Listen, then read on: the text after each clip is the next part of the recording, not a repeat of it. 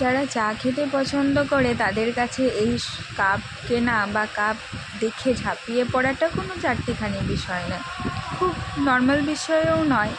সত্যি আমার কাপ খুবই পছন্দের একটা জিনিস। তার জন্যই বরাবরের মতোই যেখানে কাপ দেখি ঝাঁপিয়ে পড়ি, নিই বা না নিই কিন্তু দেখি অবশ্যই। তাই এখানেও দেখতে শুরু করে দিয়েছি। পকেটে ছিল 10 টাকা, কিন্তু চায়ের কাপ দেখছি 60 টাকার। তো কাকু এখানে বলছিলেন যে 6টি কাপে তুমি যে কালারের নিতে পারো, 6টি কাপে 100 টাকা নেবো।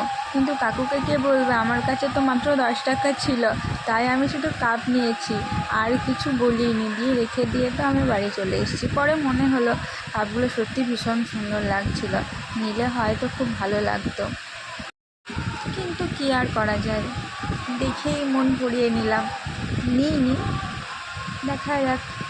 কাকু আবার বলছিল যে এই কাপগুলো তুমি অন্য জায়গায় দরদাম করতেই পারবে না।